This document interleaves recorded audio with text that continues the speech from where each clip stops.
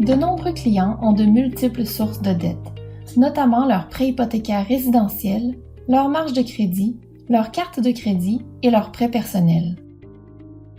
Dans de nombreux cas, les clients sont incapables d'épargner efficacement pour leur retraite en raison du coût mensuel du remboursement de cette dette.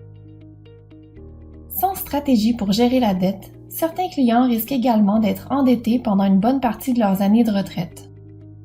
Dans cette vidéo, nous allons jeter un œil à une stratégie de bien-être financier qui consolide la dette. Notre objectif est de libérer de l'argent plus tôt afin que notre client puisse commencer à l'utiliser pour l'épargne retraite. Dans cet exemple, notre client est un homme de 43 ans disposant d'une certaine épargne retraite, mais ayant plusieurs sources de dettes. En plus de son prêt hypothécaire résidentiel, il a des soldes impayés sur sa marge de crédit et sur ses cartes de crédit et un prêt automobile personnel. Nous allons passer à la planification experte et ajouter l'objectif de bien-être financier.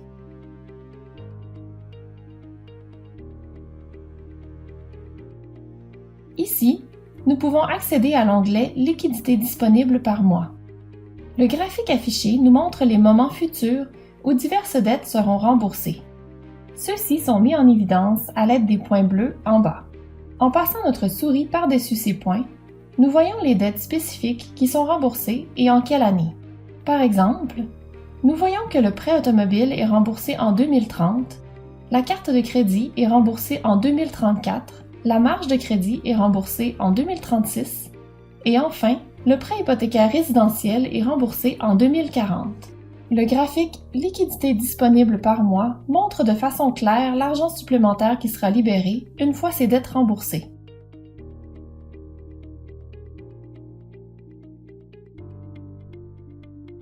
Notez que si vous souhaitez déterminer le mois exact où une dette est remboursée, vous pouvez accéder au rapport « Activités liées à un seul élément de passif » à partir de la section « Rapport » de l'application.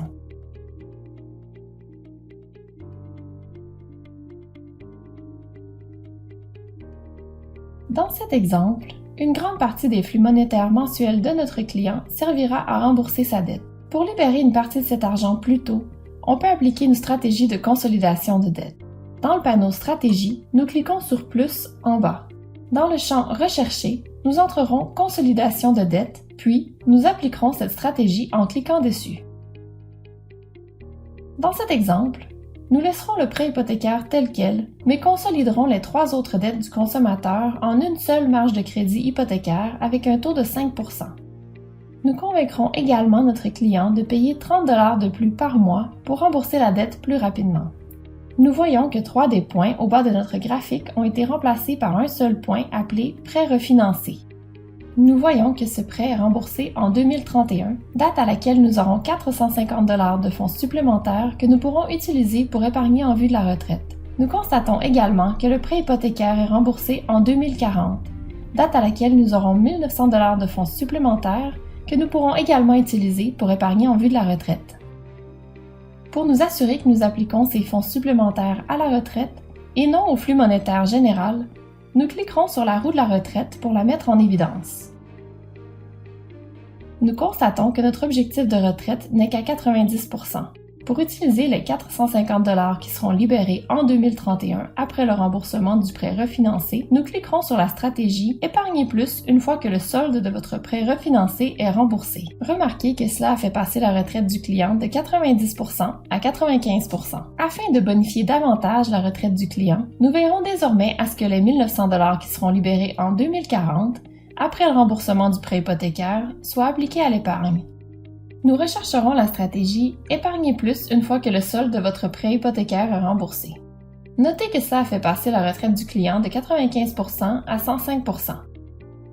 Notez également que Sam a recommandé une répartition entre les REER, les CELI et les comptes non enregistrés qui peut être modifiée davantage selon vos préférences.